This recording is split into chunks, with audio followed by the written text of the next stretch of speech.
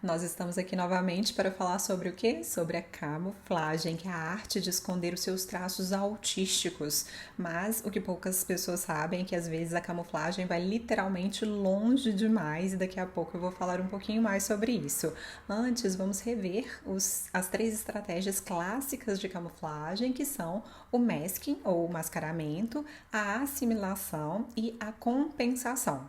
O masking acontece quando a pessoa autista tenta ocultar aqueles comportamentos que para ela são naturais, mas socialmente são considerados inadequados, atípicos, estranhos, e ela faz isso para parecer uma pessoa neurotípica. Por exemplo, uma pessoa autista ela pode esconder as suas estereotipias, ela pode esconder a sua necessidade de ficar mais sozinha, ela pode andar com uma mochila muito pesada para esconder as suas mãos, a necessidade de fazer movimento. Às vezes ela esconde as suas ecolalias com falas que pareçam mais normativas. Resumindo, no masking a pessoa ela fica se monitorando demais e ao mesmo tempo ela vai corrigindo o seu comportamento. Isso é extremamente cansativo.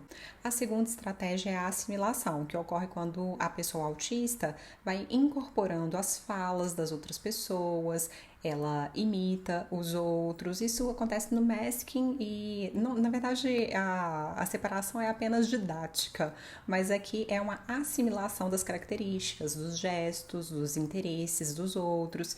E também acontece quando ela se esforça muito para participar de eventos sociais, para estar nessas atividades normativas, ou seja, ela se assimila ao grupo, mesmo que seja apenas para não parecer tímida ou para não parecer solitário, para não parecer estranha. Por exemplo, isso acontece muito com adolescentes, né? A adolescente autista, ela pode observar as garotas mais populares da escola e aí assumir, ela deduz que a popularidade esteja associada à cor do cabelo ou à maquiagem que as outras meninas usam.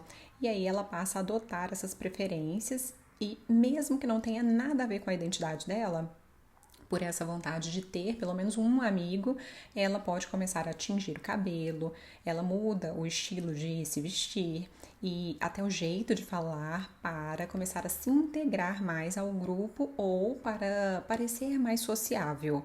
E isso nem sempre dá certo, na verdade, costuma dar muito errado, costuma ser cansativo, porque na verdade ela capta as informações periféricas e não compreende ali o cerne da questão, né, das habilidades socioemocionais.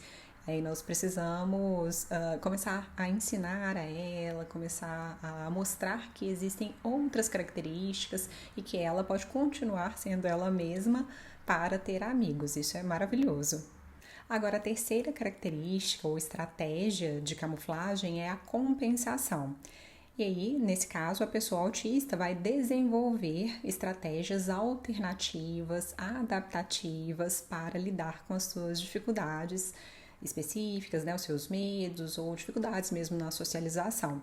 E muitas vezes a pessoa usa as suas habilidades cognitivas, habilidades intelectuais para compensar as suas dificuldades socioemocionais ou dificuldades sensoriais. E na prática nós vamos ver o clássico, né, que é criar as listas, os roteiros para conversar com as outras pessoas e navegar melhor por uma conversa que para os neurotípicos é informal, é intuitiva, é espontânea. E aí a pessoa autista faz os scripts. A pessoa pode se tornar também muito rigorosa, muito metódica, perfeccionista para tentar controlar todos os possíveis imprevistos que estão no ambiente dela, nas atividades. Essa é uma estratégia compensatória também. E talvez ela use os filmes, livros para estudar a psicologia da socialização e aprender recursos para, por exemplo, manter as conversas mais fluidas. Inclusive, a compensação é a única estratégia de camuflagem com bom prognóstico, ou seja, as pessoas que estudam e praticam as habilidades socioemocionais realmente tendem a ganhar aprendizados funcionais e importantes para a sua vida, realmente tendem a ter benefícios com esses aprendizados e não costumam ficar tão cansadas quanto as outras pessoas. Pois é. E eu disse no início do vídeo que a camuflagem pode ir longe demais, porque nos últimos tempos eu tenho visto algumas pessoas na comunidade autista internacional dizendo que elas criaram um hábito, seja consciente ou inconscientemente, elas criaram, né, essa tendência a mudar demais o seu endereço como estratégia de camuflagem. Isso às vezes a pessoa só percebe depois de muitos anos. E muitos autistas, principalmente as mulheres, dizem que têm medo de serem descobertas como atípicas naquele bairro, naquela cidade, no condomínio, depois de muito tempo de convívio. Então, como uma forma, né, de fugirem daqueles vínculos profundos, elas passam a se mudar de residência. E lembrando que essas pessoas são realmente autistas, não é o caso de terem transtornos de personalidade, como um transtorno de personalidade evitativa, que também poderia gerar esse tipo de comportamento, mas aqui nós estamos falando de autismo e ainda citando essas pessoas que compartilham os seus relatos, as suas vivências, existem vários relatos de pessoas que se mudaram de país e se sentiram mais pertencentes, porque na outra cultura elas não são vistas como estranhas, atípicas, elas são vistas apenas como estrangeiras, como gringas. E as suas atipicidades acabam tendo um peso menor, elas são menos criticadas por serem diferentes.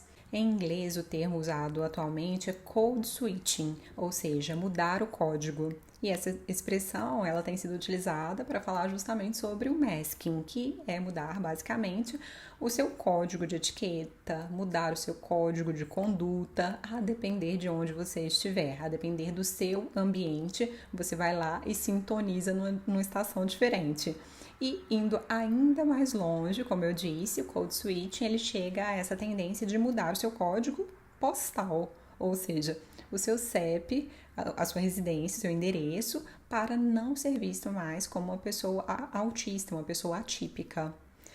Então veja que nós temos muito ainda a aprender. E agora é com você. Escreva aqui nos comentários se você usa muito essa estratégia de camuflagem, o code switching, ou o masking, ou a assimilação, a compensação. Se você já mudou o seu código postal ou eventualmente muda a sua maneira de agir, como se você estivesse mudando a estação de um rádio mesmo. E aproveite para curtir o vídeo, compartilhar com seus amigos e, claro, se inscreva aqui no canal para que a gente possa continuar os nossos estudos em comunidade. Grande abraço e até breve. Tchau, tchau!